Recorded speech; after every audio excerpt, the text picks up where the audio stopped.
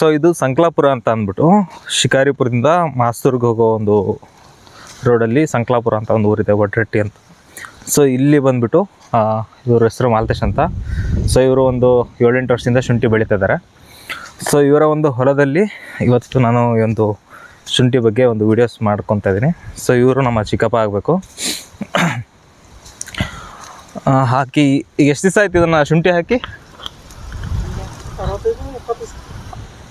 ಅಂದರೆ 2 ತಿಂಗಳ ಮೇಲೆ 17 ದಿವಸ ಅಂದ್ರಲ್ಲ, ಅಲ್ಲಿಗೆ 77 ದಿವಸ 78 ದಿವಸ ಆಯಿತು.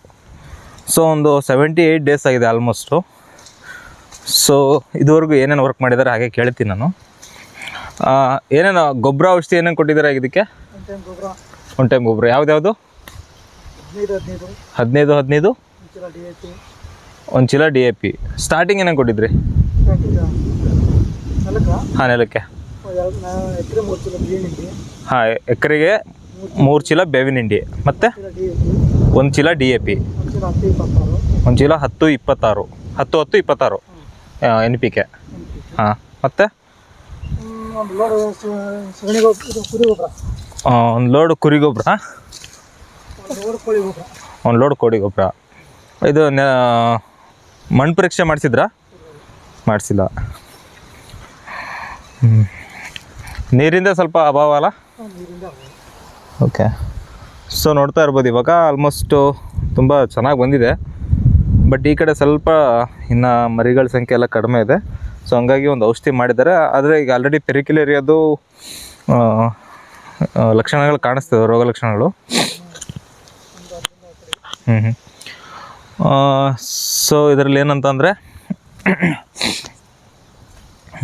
ನೆಕ್ಸ್ಟು ಇವಾಗ ಏನು ಡ್ರೆಂಚಿಂಗ್ ಮಾಡಬೇಕು ಅನ್ನೋದ್ರ ಕಡೆ ಅವ್ರು ಗಮನ ಕೊಡ್ತಿದ್ದಾರೆ. ಸೊ ಇವಾಗ 2ನೇ ಗೊಬ್ಬರದಲ್ಲಿ ಯಾವುದ್ಯಾವುದು 15-15-0 ಅಂದರೆ ನೈಟ್ರೋಜನ್ನು, ಫಾಸ್ಫರಸ್ಸು, ಪೊಟ್ಯಾಶಿಲ. ಎಷ್ಟು ಚೀಲ ಕೊಟ್ಟಿದ್ರಿ? ಎಕರೆ 1 ಚೀಲ ಅಷ್ಟೇ. 2 ಎಕರೆಗೆ 2.5 ಎಕರೆನಾ? 2 ಎಕರೆ 2 ಚೀಲದಲ್ಲಿ ಮುಗಿಸಿದ್ರಾ? 4 ಚೀಲನ ಅಂದರೆ 20-20 2 ಚೀಲ, 15-15 2 ಚೀಲನಾ? ಯಾವುದು? ಸ್ಯಾಟ್ರೈಟ್. ಹಾಂ ಹಾಂ, ಅದು 2 ಚೀಲ. ಸೊ 15-15 ಹಾಕಿ ಮತ್ತು 20-20 ಏನಕ್ಕೆ ಯೂಸ್ ಮಾಡಿದ್ದು? 15-15 15-15ರಲ್ಲೂ ನೈಟ್ರೋಜನ್ನು ಫಾಸ್ಫರಸ್ಸೇ ಇರೋದು. 20-20ರಲ್ಲೂ ನೈಟ್ರೋಜನ್ನು ಫಾಸ್ಫರ್ ಯೂರಿಯಾ. ನೈಟ್ರೋಜನ್ ಅಂದರೆ ಯೂರಿಯಾನೇ ಅಲ್ಲ? ಹಾಂ, ಬರಲ್ಲ. ನೀವು ಯಾವ ಗೊಬ್ಬರ ಯೂಸ್ ಮಾಡಿರಿ ಅಂತ ಕ್ಲಿಯರೇ ಆಗಲಿಲ್ಲ ನನಗೆ. 15-15ರಲ್ಲಿ ಪೊಟ್ಯಾಶ್ ಇರಲ್ಲ. ಓಕೆ, 15-15 ತಾನೇ ಅದು. 20-20 ಅಂದ್ರಲ್ಲ, ಇದು 0-0-20 00-20ರಲ್ಲಿ ಹೀರೆ ಗೊಬ್ಬರ. ಹಾಂ, 20% ಇರುತ್ತೆ. ಹಾಂ, ಇದು ಪಟಾಸ್ 10% ಬರುತ್ತೆ. ಹಾಂ, ಇನ್ನೊಂದು ಫಾಸ್ಫರಸ್ ಅದು 30%. ಅದು 0-0 ಅಲ್ಲ, 20-20 ಆಗಲ್ಲ ಅವಾಗದು. 20-20 ಬರೋದಲ್ಲ, ಹಂಗಲ್ಲ. ಈಗ NPK ಅಂತ ಅಂದರೆ 15-15-0 ಅಂದರೆ ನೈಟ್ರೋಜನ್ 15%, ಫಾಸ್ಫರಸ್ 15%, ಪೊಟ್ಯಾಶ್ 0 ಇರ್ತೈತೆ.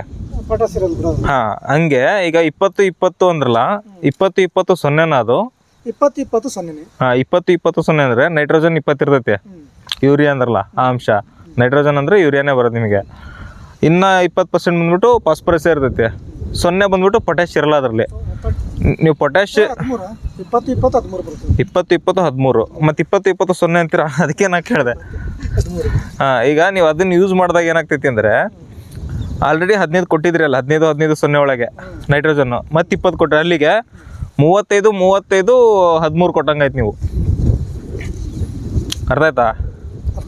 35-35-13 ಕೊಟ್ಟಂಗಾಯ್ತು.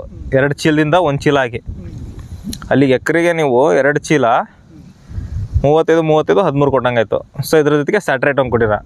ಸ್ಯಾಟ್ರೈಟ್ ಬಂದ್ಬಿಟ್ಟು ಅದೇ ಮಣ್ಣಗರ್ ಮಾಡೋಕ್ಕೆ. ಸೊ ಇಲ್ಲಿ ಇದೇ ಕನ್ಫ್ಯೂಸ್ ಆಗ್ತಾ ಇರೋದು ನೀವೆಲ್ಲರೂ. ಏನಂತ ಅಂದರೆ ಫಸ್ಟಿಗೆ ಚೀಲಗಳ ನಂಬರ್ ಅಷ್ಟೇ ನೋಡ್ಕೊತೀರ, ಅದರಲ್ಲಿ ಏನಿದೆ ಕಂಟೆಂಟ್ ನೋಡ್ಕೋಬೇಕು. ಅಂದರೆ ಏನು ಕಂಟೆಂಟ್ ಇದೆ, ನೈಟ್ರೋಜನ್ ಎಷ್ಟಿದೆ, ಫಾಸ್ಫರಸ್ ಎಷ್ಟಿದೆ, ಪೊಟ್ಯಾಶ್ ಎಷ್ಟಿದೆ, ಆಮೇಲೆ ಮೈಕ್ರೋನ್ಯೂಟ್ರಿಯೆಂಟ್ಸ್ ಏನು ಕೊಟ್ಟಿಲ್ಲ.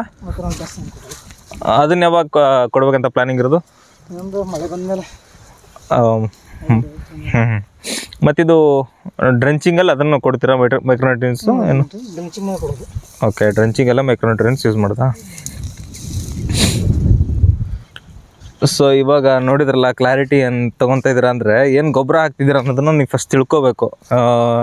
NPK ಅಂತ ಅಂದರೆ 15-15-0 ಕೊಟ್ಟಿದ್ದಾರೆ, ಪ್ಲಸ್ 20-20-13 ಕೊಟ್ಟಿದ್ದಾರೆ. ಅದರಲ್ಲಿ ಆಲ್ರೆಡಿ ನೈಟ್ರೋಜನ್ನು ಫಾಸ್ಫರಸ್ಸು 35-35 ಆಗೋಯ್ತು.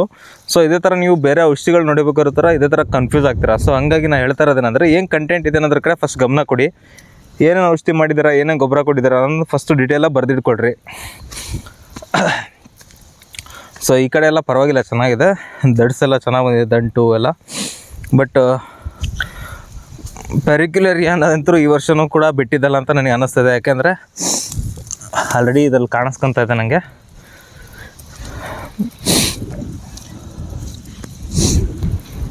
ಸೊ ನೆಕ್ಸ್ಟು ಇದಕ್ಕೆ ಏನು ಔಷಧಿ ಮಾಡಬೇಕು ಅನ್ನೋದ್ರ ಕಡೆ ನಾನು ಒಂದು ಸ್ವಲ್ಪ ಅವ್ರಿಗೆ ಸಜೆಷನ್ ಕೊಡ್ತೀನಿ. ನೆಕ್ಸ್ಟ್ ಇವತ್ತು ಹೋಗ್ಬಿಟ್ಟು ಸ್ಟಡಿ ಮಾಡಿ ನೆಕ್ಸ್ಟ್ ಟೈಮ್ ಇದಕ್ಕೆ ಆಲ್ಮೋಸ್ಟು ಇನ್ನೂ ಒಂದು 15 ದಿವಸ ಬಿಟ್ಟು ಒಂದು ಡ್ರೆಂಚಿಂಗ್ ಕೊಡಬೇಕು. ಸೊ ಏನಕ್ಕಂತ ಅಂದರೆ ಮರಿಗಳ ಬೆಳವಣಿಗೆಗೆ ಹ್ಯೂಮಿಕ್ ಆ್ಯಸಿಡು, ಫಲ್ವಿಕ್ ಆ್ಯಸಿಡು, ಗಿಬ್ರಲಿಕ್ ಈ ಥರದ್ದು ಕಾಂಬಿನೇಷನ್ ಯಾವ್ದು ಚೆನ್ನಾಗಿದೆ ನೋಡ್ಬಿಟ್ಟು. ಸೊ ಏನಾದರೂ ಡೌಟ್ಸ್ ಇದ್ದರೆ ನೀವು ಕೂಡ ಕಮೆಂಟ್ ಮಾಡ್ಬೋದು, ಅಥವಾ ಏನಾದ್ರು ಸಜೆಷನ್ಸ್ ಇದ್ದರೂ ಕೂಡ ಕಮೆಂಟ್ ಬಾಕ್ಸಲ್ಲಿ ಹಾಕಿ, ನಾನು ನೋಡಿಬಿಟ್ಟು ನಿಮಗೆ ಕಮೆಂಟಲ್ಲಿ ರಿಪ್ಲೇಸ್ ಮಾಡ್ತೀನಿ. Thank you.